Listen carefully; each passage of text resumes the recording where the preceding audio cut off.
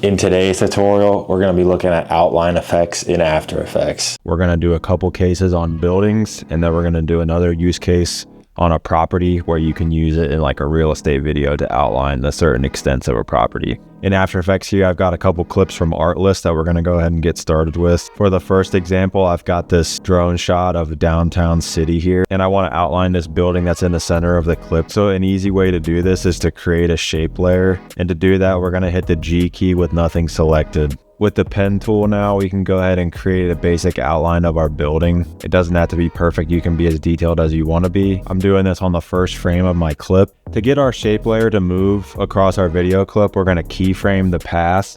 So underneath our shape layer drop down, we're going to go down here to this path one, and we're going to click the stopwatch icon on path, move all the way to the end, and then we're going to adjust on the mask the extents to outline our building. And now you'll see if you scrub back to the beginning, the points are going to move across time to align with where your last keyframe was.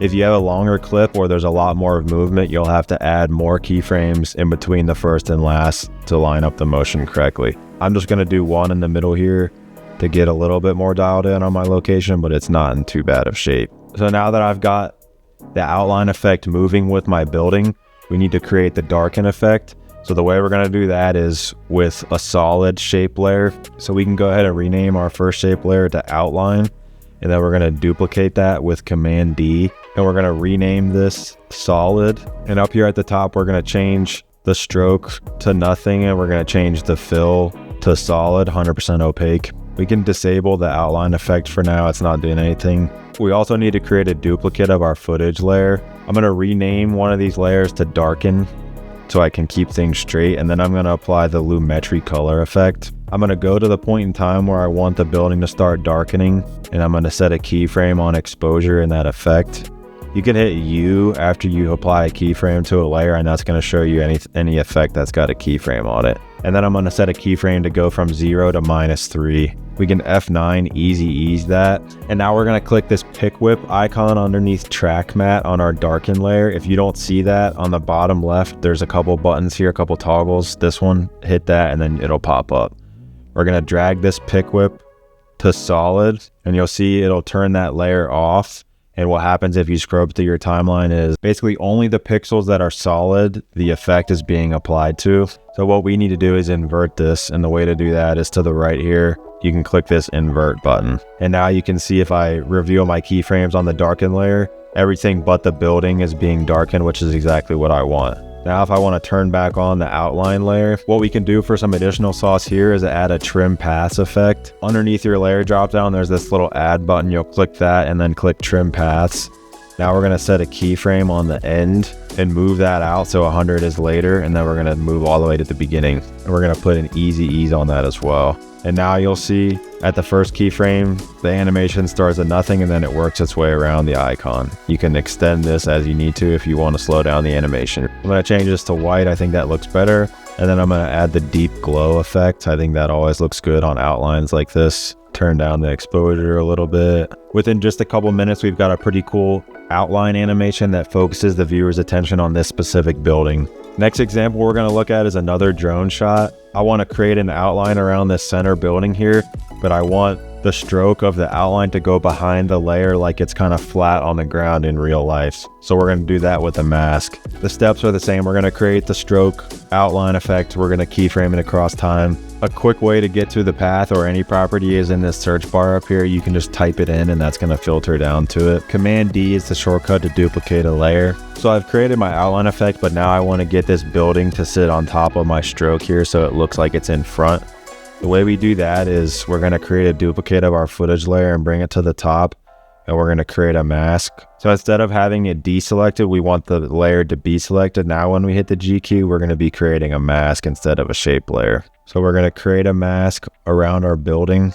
Again, this is something that if it was for a client project or something that you needed to look really good, you would spend more time on the masking, but I'm just going quick so I can show you guys how to do it. You can double tap M on a layer where you have a mask created, and that's going to drop down the mask controls. So we want to hit the stopwatch icon on the mask path, go all the way to the end, and then like we did before, we're going to make the adjustments. Alternatively, with a mask, you can track it. So on the tracker panel on the right side here, I can click this right arrow button, and what that's going to do is analyze our footage over time, and it's going to try to move the mask and align it with our subject. I don't always do that because sometimes when there are errors, you'll spend more time correcting it. This is actually the reason why I don't always track my mask, is as you can see here, it did a pretty good job, but it didn't do the best. So now I just have a ton of keyframes that are not right. So I'm just going to do it the way I normally do it, which is more manual. I'm going to increase the feather of this mask to 5, actually to 2. We don't need to use a track matte in this case because we have our matte building clip that we can just leave on top.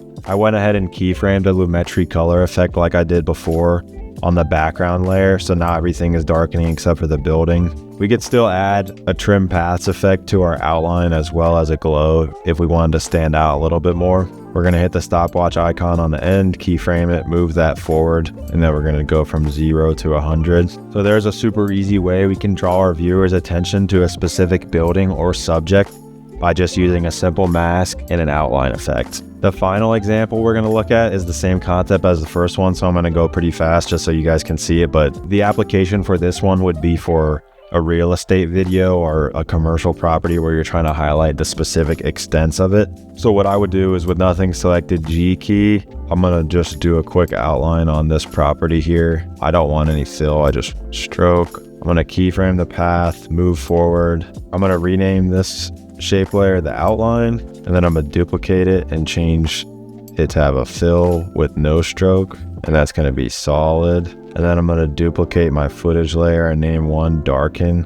I'm going to apply Lumetri color effect, set a keyframe on exposure, hit the U key to reveal that, and then I'm going to add -3 to the keyframe. So it's going to drop the darkness of everything on the outside. And then I'm going to drag the pick whip icon from the darken layer to the solid layer, and then I'm going to invert that and add a glow effect and a trim paths effect. I think it works well if you line up the darken effect with the trim paths, because then it's like a specific highlight of the line going around. That's how you do these simple property and building outline effects using After Effects. Try it out, let me know what you think.